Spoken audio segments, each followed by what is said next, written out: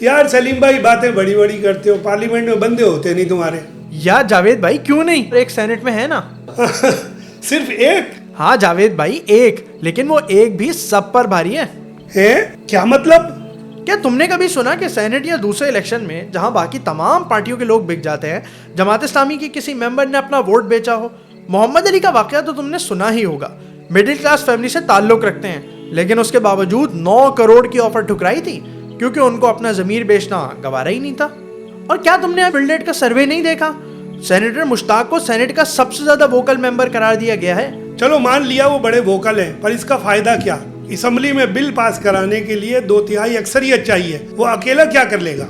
हाँ बिल्कुल, लेकिन जब मुल्क दुश्मन कुव्वतें खामोशी से कवानीन बनाकर उनको मंजूर करवाना चाहती हैं, तो ये एक सेनेटर ही उनके रास्ते में हायल हो जाता है।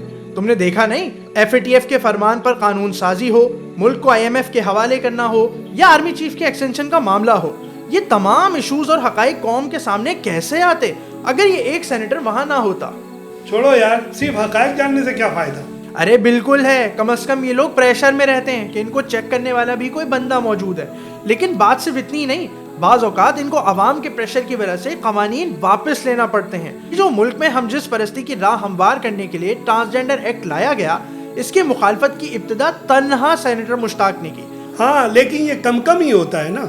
ये बात भी ठीक नहीं भाई, याद नहीं, बिल्कुल ऐसी ही एक कोशिश सिंध असेंबली में भी की गई थी कि 18 साल से कम उम्र का कोई भी फर्द इस्लाम कबूल नहीं कर सकता। इस पर भी वाहिद तवाना आवाज सिंध असेंबली में जमात के इकलौते मेंबर सैयद अब्दुल रशीद की थी, जिन्होंने ये कानून पास ही नहीं होने दिया। 2018 में जब एफिडेविट से खातमुन नबीयीन का कलमा निकाला जा रहा था, तो उस वक्त भी जमात इस्लामी के तारिकुल्लाह साहब ने ही इसकी डट कर मुखालफत की थी, जिसके सबब यह काम रोक दिया गया था। तारिकुल्लाह साहब जमात के 4 में से एक मेंबर थे। और हाँ, याद आया, इन 4 मेंबर्स को भी अपनी कारकर्दगी के लिहाज से टॉप 10 में शुमार किया गया था। और हाँ, पंजाब असेंबली की मिसाल ले लें, उस वक्त डॉक्टर वसीम अख्तर जमात के वाहिद MPA थे जो पिल डैट के मिसाली MPA के क्राइटेरिया के मुताबिक टॉप ऑफ द लिस्ट थे। सूबे भर के तालीमी इदारों में उन्हीं की कोशिशों से कुरान पाक तर्जुमे के साथ पढ़ना लाजमी करार दिया गया था। हाँ, कह तो तुम ठीक ही रहे हो, जमात के चंद मेंबरान भी पार्लियामेंट में भारी ही होते हैं। तो भाई, अगर चंद मेंबर्स भी पार्लियामेंट में भारी हैं और उनके होते हुए बुराई अपना रास्ता नहीं बना पा रही, तो सोचो कि अगर ऐसे मेंबर्स अक्सरियत में मौजूद हों, तो फिर मुल्क में बरकतें ही बरकतें नाजिल नहीं होंगी।